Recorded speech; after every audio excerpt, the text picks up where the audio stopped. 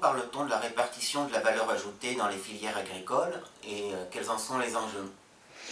Eh bien, on peut revenir sur quelques éléments de contexte. C'est en effet important pour comprendre pourquoi on en arrive à prendre des lois pour améliorer la répartition de la valeur ajoutée.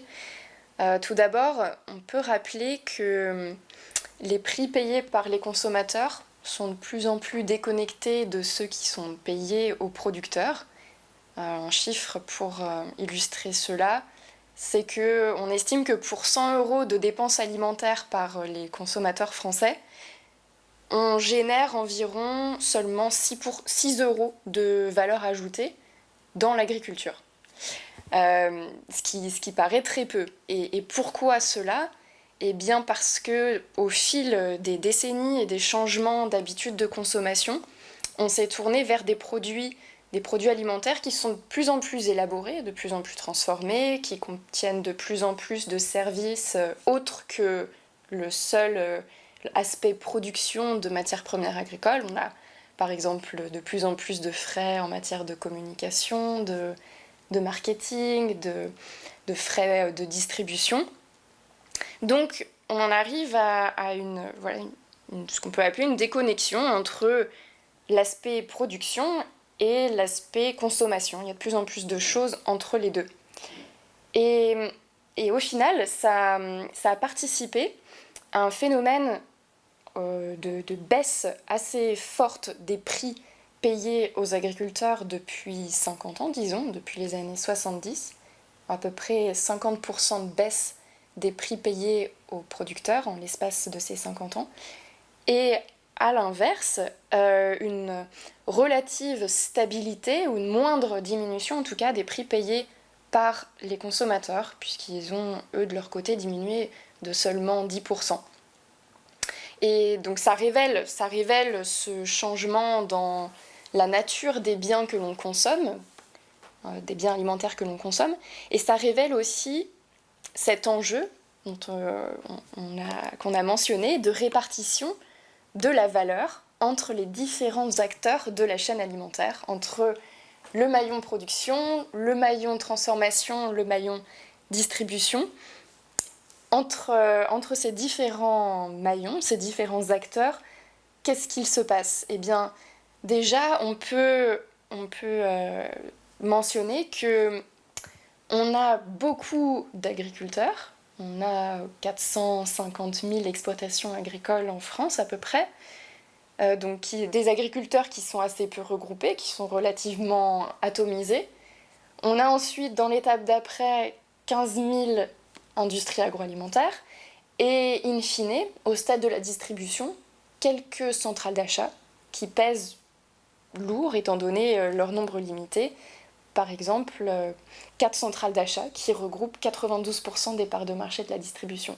Donc, de fait, les agriculteurs se retrouvent avec un pouvoir de négociation qui est assez limité pour parler des prix, pour négocier leur prix de vente, ce qui engendre ce déséquilibre dans la répartition de la valeur ajoutée. Et dernier point pour expliquer cet enjeu aussi de la répartition de la valeur, c'est le fait qu'au cours de ces dernières décennies, on a des agriculteurs qui ont réalisé d'énormes progrès techniques qui leur ont permis de réaliser ce qu'on a appelé des gains de productivité. C'est-à-dire qu'avec moins de main-d'œuvre, ils ont pu produire plus en volume. Et cela a permis, cette progression a permis de fournir à des prix de plus en plus compétitifs des matières premières agricoles qui ont ensuite été vendues à l'industrie agroalimentaire pour réaliser ces produits de plus en plus transformés. Et ensuite partir vers la distribution ou encore la restauration hors domicile aussi, qui est un acteur important évidemment.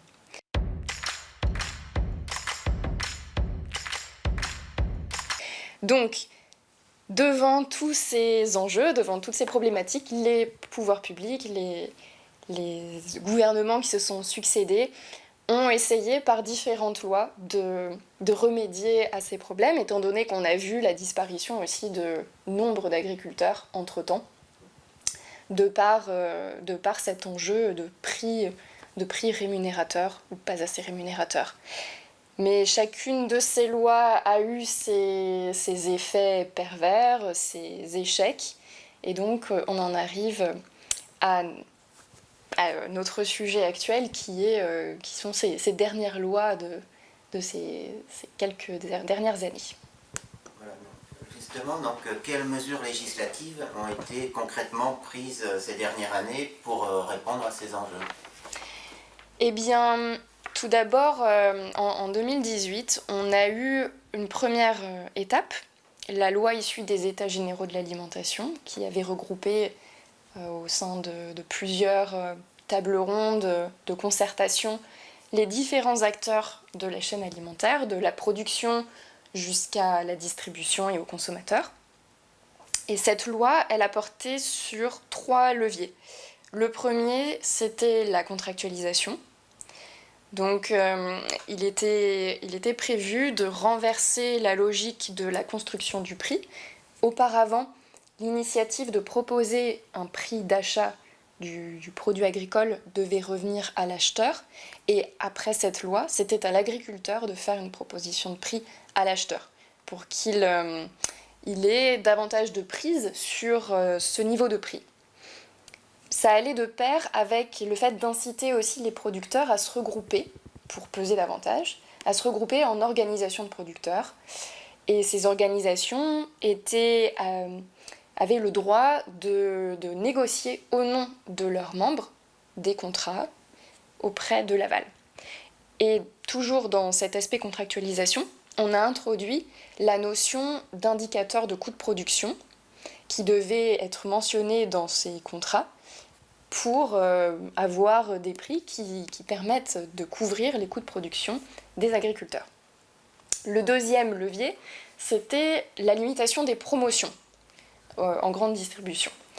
Donc le constat a été fait que on avait des promotions qui étaient destructrices de valeur ou de perception de la valeur pour les consommateurs et qui mettaient une pression accrue sur les acteurs de l'amont, donc industriels et producteurs.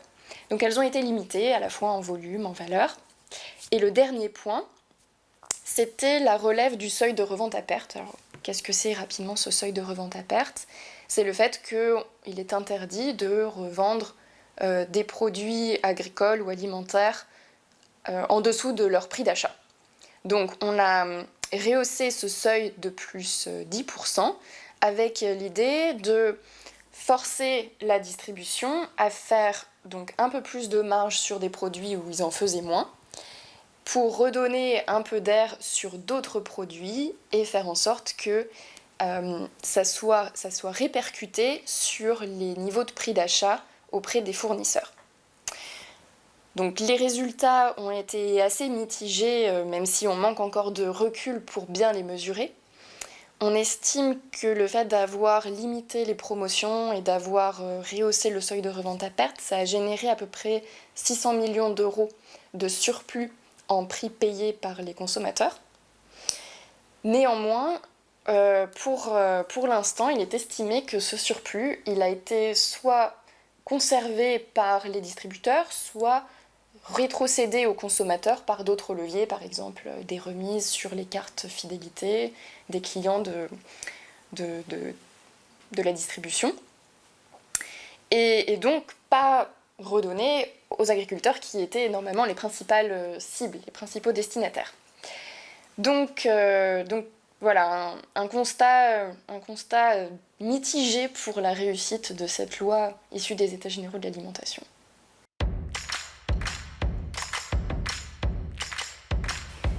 Alors cette loi Egalim 2, elle est parue il y a quelques semaines.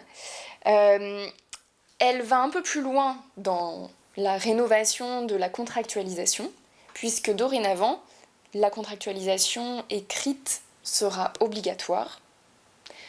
Dans la majorité des filières agricoles, il est possible que quelques-unes y dérogent pour des questions d'adaptation à leurs particularités.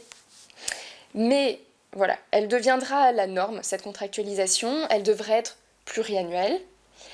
Et les indicateurs de coûts de production ou de prix de marché devront être obligatoirement pris en compte dans ces contrats. Et le prix pourra être révisé à la hausse ou à la baisse en fonction de l'évolution de ces indicateurs. Donc voilà, c'est l'étape d'après, la deuxième génération de contrats, pour ainsi dire, pour essayer de mieux prendre en compte les coûts de production des agriculteurs et leur permettre d'avoir des prix qui soient plus rémunérateurs. Le deuxième pan, le deuxième volet important à mentionner pour cette nouvelle loi, c'est qu'elle vient modifier le cadre de la négociation commerciale en aval, donc ce qui se passe après le maillon production. Et là, les acteurs de l'aval ne pourront plus, lorsqu'ils négocient entre eux leur contrat, cette négociation ne pourra plus porter sur le prix de la matière première agricole. Donc l'idée du législateur, c'est de protéger, de sanctuariser, pour ainsi dire, le prix de la matière première agricole pour enlever de la pression de négociation sur cette partie-là du produit.